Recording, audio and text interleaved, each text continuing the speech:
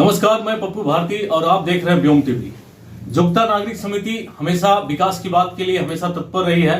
लगातार कोशिश की है कि हमारा क्षेत्र में कैसे विकास हो।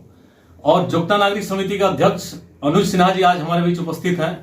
आइए इनसे बात करते हैं बघमारा विधानसभा क्षेत्र को लेकर कि बघमारा विधानसभा क्षेत्र में अभी क्या स्थिति है और बघमारा विधानसभा का क्षेत्र का विकास कैसे हो पाएगा। इन सारी मुद्दों से रूबरू करते हैं अनुज कुमार सिन्हा जी के साथ। सबसे पहले अनुज जी, हमारे व्योम टीवी में आपका स्वागत है। धन्यवाद पप्पू जी। और व्योम टीवी के जितने भी देखने वाले दर्शकगण हैं, मैं सभी को धन्यवाद देता हूं और सभी को दुर्गा पूजा, दिवाली सभी का बधाई देता हूं। बघमारा का विकास पिछले 5 सालों से हुआ या नहीं हुआ? बघमारा का विकास तो दूर की बात है। बघमारा में का विकास नहीं, विनाश हुआ है। बघमारा गांधी प्रखंड हुआ करता था और वो गांधी प्रखंड को कुछ लोग जो है वो सिर्फ कोयला चोरी करने का अड्डा बनाया हुआ है और जिस कारण उस लोग स्वयं जो प्रतिनिधि थे वो अपना स्वयं का विकास किए हैं। बघमारा का कोई विकास नहीं। आपका बघमारा विधानसभा क्षेत्र का नेता कैसा होना चाहिए? बघमारा विधानसभा क्षेत्र का नेता बिल्कुल ईमानदार और जिस पर कोई भ्रष्टाचार का आरोप न हो, कोई क्रिमिनल एक्टिविटी का केस न हो, वैसा स्वच्छ छवि का विधायक होना चाहिए। जुगता नागरिक समिति हमेशा विकास के बारे में बात किया करती है। हमेशा बढ़ चढ़ करके जो भी दुख तकलीफ होता है उसमें आप संयुक्त रूप से खड़े रहते हैं। तो अभी हाल ही में यहाँ देखने को मिला कि ओबीआर डंप की गई और काफी प्रदूषण का सामना यहाँ के लोग कर रहे हैं अभी। तो क्या उस समय जुगता नागरिक समिति की ओर से कुछ ऐसा कार्य संभव नहीं हो पाया ताकि आप उसको रोक सकें? ऐसा है कि जो जुगता में जो ओबीआर डंप हुआ, तो मैं कहना चाहता हूं कि जितने भी प्रतिनिधि रहे हो, चाहे वो पक्ष के रहे हो चाहे विपक्ष के रहे हो, सारे लोग को आउटसोर्सिंग कंपनी पैसा देकर ये करके रखता है। वो आपका जो है सो सबको, किसी को 3 लाख, किसी को 4 लाख, किसी को 2 लाख ऐसे देकर सबका मुंह बंद करके रखता है। हम लोगों ने तो उस समय भी बहुत आंदोलन किया कि यहाँ रास्ता बंद नहीं होगा, ये नहीं होगा, वो नहीं होगा। लेकिन जब जो पब्लिक जिस प्रतिनिधि को चुनता है, वो पब्लिक को चुनने से पहले ना सोचना पड़ेगा कि हम कैसे प्रतिनिधि को चुन रहे हैं। जो खुद चोरी में संलिप्त हो, जो खुद गुंडागर्दी में लिप्त हो, क्रिमिनल एक्टिविटी में लिप्त हो, उसको क्षेत्र के बारे में कोई जरूरत थोड़ी है। क्षेत्र के बारे में कोई सोच थोड़ा है कि हमको ऐसे से करके क्षेत्र करना। इसको एक कमाई का अड्डा बनाया हुआ है बघमारा को। और इस बार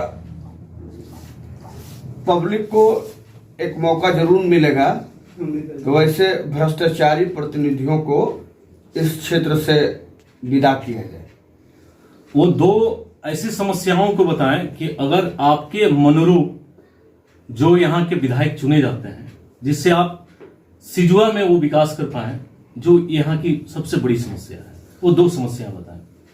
ऐसा है कि यहाँ तो सबसे बड़ी समस्या है आपका प्रदूषण का, और दूसरा समस्या है जो पीट वाटर जो फिल्टर होके जो लोगों को सप्लाई होता है, वो उसका संपूर्ण रूप से बंद होना। और हमने इस बात को लेकर कई बार प्रतिनिधियों से मिला, मगर अब क्या बोले कि जो सुंदर जो महिला जो शादी ब्याह होकर जब घर की आती है ससुराल में और उसका पति होता मतलब अंधा, तो वो महिला बोलती है, उसी तरह से बघमारा ये जुगता सिजुआ क्षेत्र के लोग बोलते कि किस पर करे श्रृंगार की पिया मोर आंधा, है ना। तो अंधा पिया को उसको क्या नजर आएगा कि साला मेरी पत्नी इतनी खूबसूरत है। ऐसे लोगों को मतलब अब पब्लिक को समझना चाहिए और एकदम स्वच्छ छवि का जो व्यक्ति हो वो कुछ भी नहीं करेगा तो इतना तो जरूर करेगा कि 90% काम जरूर करेगा इस क्षेत्र का। अभी भी देखिएगा कितने प्रतिनिधि हैं, हम नहीं रहेगा तो क्या रहेगा, तो मेरा भाई रहेगा, तो मेरा भौजाई रहेगा, तो मेरा ये रहेगा, खाली परिवारवाद है ना। और ऐसे लोगों से इस क्षेत्र के लोगों को अब एकदम नकारना होगा और जब तक उसके साथ में अगर नकारेगा नहीं, इस क्षेत्र का विनाश ही लिखा हुआ है। कई ऐसे क्षेत्र में समस्याएं रहे हैं जिसको लेकर के आपने कई बार आंदोलनरत रहे हैं। अभी सिजवा मोड़ में लगातार डस्ट गिर रहा था तो आप जुगता नागरिक समिति द्वारा वहां पे बंदी करने का कार्य किया गया ताकि वहां पे पानी की छिड़काव हो सके। लेकिन कई आरोप तो आप पर भी लगता है कि अनुज सिन्हा जी भी उसमें संलग्न है, तो इस बात पे आप क्या कहेंगे?